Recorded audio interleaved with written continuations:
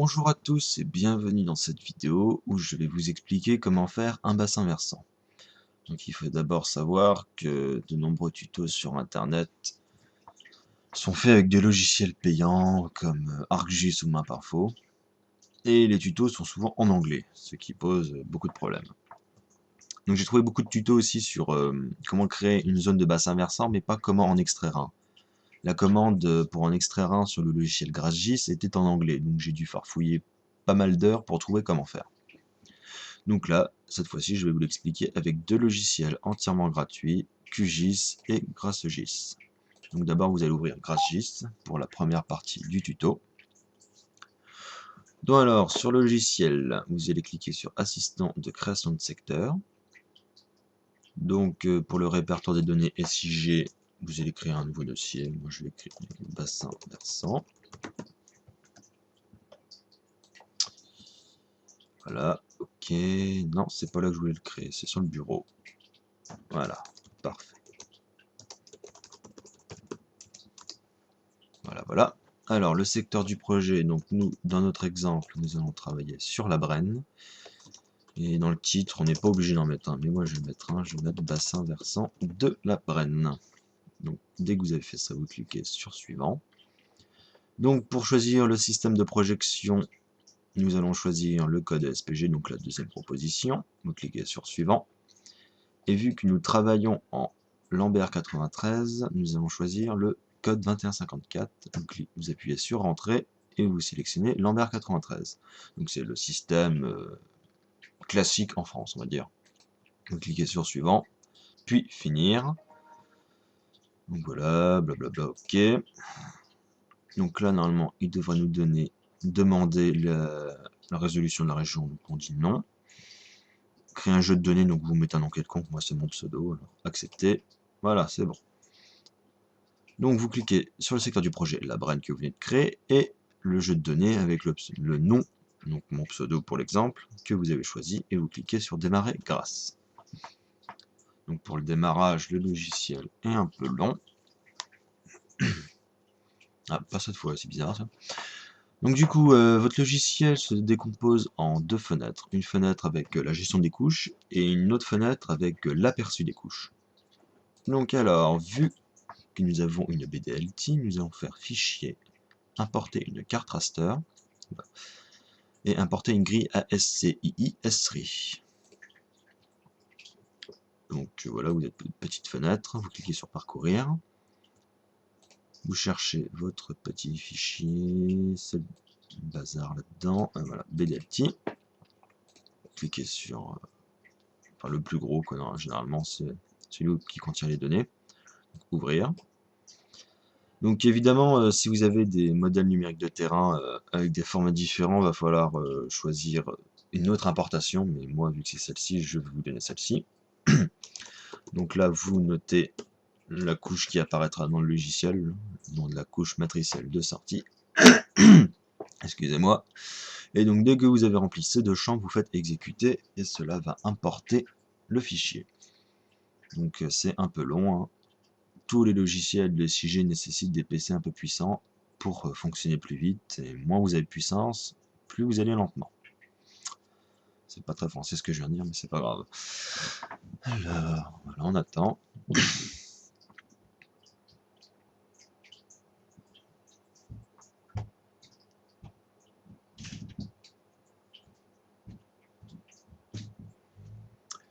Voilà, donc la commande c'est terminé, vous cliquez sur fermer. Après vous cliquez, enfin faites un clic droit plutôt sur la couche et vous faites zoomer sur la carte sélectionnée. Donc là vous allez avoir un aperçu de votre BDLT. Hein, donc, là vous par exemple vous pouvez excusez-moi, vous pouvez voir la Loire qui passe par ici et le Cher qui est un de ses affluents qui passe par là. Donc ici il y a Tours à peu près. Et la zone qui nous intéresse, où est la Brenne, c'est ici. Donc la Brenne avec ses petits affluents sur les côtés, voilà. Donc d'abord nous allons faire un clic droit sur la couche, et nous allons définir la région. Enfin la région calculée, blablabla. Donc en gros c'est définir la région d'étude. Donc là il nous fait sa petite commande. La commande s'est terminée, donc on retourne dans la gestion des couches. Alors nous allons d'abord faire raster, le menu raster. Oula, l'onglet, enfin plutôt le menu modélisation hydrologique et analyse de bassin versant, donc la commande Air Watershed. Donc voilà notre petite fenêtre qui s'allume. Vous allez sélectionner la seule carte qui a, donc la BDLT. Dans Input Option, vous allez juste remplir la taille minimum de bassin versant. Donc à vue nez, à partir de la carte, donc on a en gros un carré de à peu près un carré de 20 km sur 20 km, donc 400 km². Et vu que les données sont en mètres carrés, on va remplir 400 000. Voilà, voilà. Donc dans Output Option, nous allons remplir deux cases. Donc nous allons avoir besoin de la couche de sortie au niveau des directions d'écoulement. Donc je mets direction d'écoulement par exemple. Mince. Trait du 8, c'est plus classe. Et les étiquettes uniques pour les bassins versants. Donc en gros c'est le raster avec tous les bassins versants où il va y avoir. Donc je mets bassin. Voilà. Donc dès que vous avez rempli ces deux-là, vous faites exécuter. C'est les deux couches dont on va avoir besoin pour déterminer le bassin versant final. Donc ça met un peu de temps à faire tous ces petits calculs.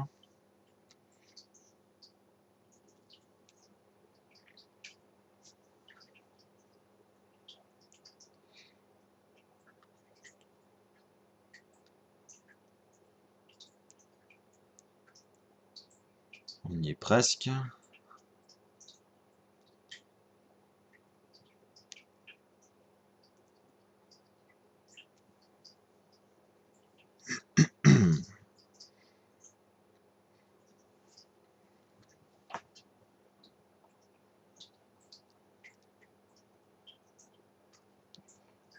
Voilà, voilà. Donc il ferme ses cartes.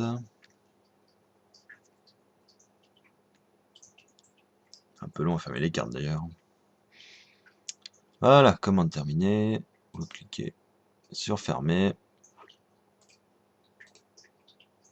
Donc là, vous avez l'ensemble de vos bassins versants sur tout le modèle numérique de terrain. Donc le bassin qui nous intéresse, vous l'avez vu, c'est celui-là.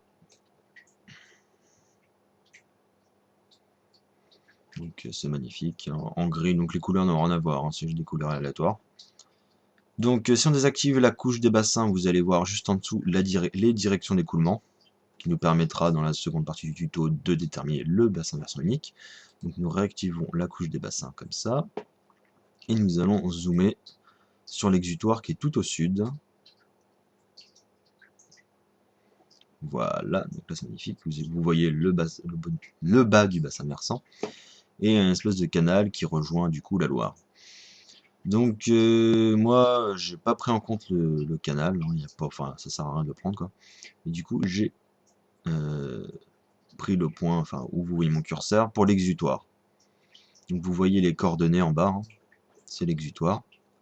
Donc du coup vous prenez un petit bloc-notes, hein, ça va plus vite. Vous mettez votre curseur ici et vous regardez les coordonnées.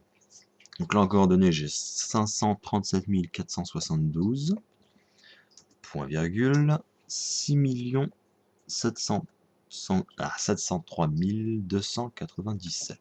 Voilà, donc là vous avez vos coordonnées. Vous êtes tout content. Vous pouvez maintenant supprimer la couche des bassins, vu qu'en fait ça nous servait juste à voir l'exutoire. Vous pouvez supprimer la couche, comme ça ça fera un peu moins ramer votre ordinateur. Donc maintenant vous avez la couche des directions d'écoulement, c'est celle qui nous permettra d'extraire l'unique bassin versant dont nous cherchons, enfin la tâche quoi. Donc vous faites raster, modélisation hydrologique, création de bassin versant Air Water Outlet. Voilà. Nom de la couche raster source, donc il nous faut la couche de direction d'écoulement.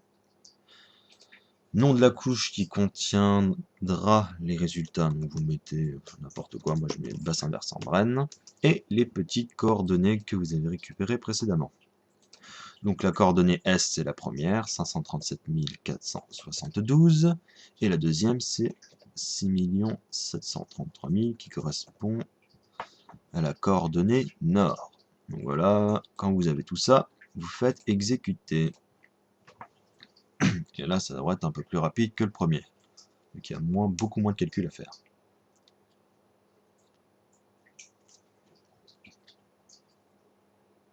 Voilà. Vous faites fermer et là vous obtenez votre unique bassin versant. Magnifique, avec un beau rose fuchsia. Donc, vu que tout ça c'est fait, vous avez votre unique bassin versant. Vous faites un petit clic droit sur le fichier et vous allez l'exporter. Car évidemment nous avons notre raster, mais on voudrait bien un vecteur pour pouvoir l'intégrer sur d'autres maps. Effacer le remplissage, créer un contour, enfin tout ce qu'on veut, vu qu'un raster c'est juste une image, une tâche quoi, ça ferait un peu moche. Donc là vous avez votre carte, vous sélectionnez votre BV Bren, et vous sélectionnez le fichier, enfin le nom du fichier que vous avez donné. Donc bah, pareil, BV Bren, pop hop hop, on reste dans le classique, enregistrer, et vous faites exécuter pour l'exportation.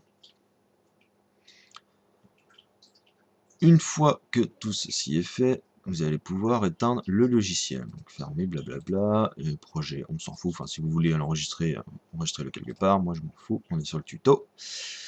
Et maintenant, votre fichier, il est là, bien prêt. Et vous allez utiliser maintenant QGIS. Donc QGIS va nous servir uniquement pour la partie polygonisation. Enfin, je crois que c'est ça, oui. Polygoniser. Enfin, je sais pas si ça se dit ce mot-là.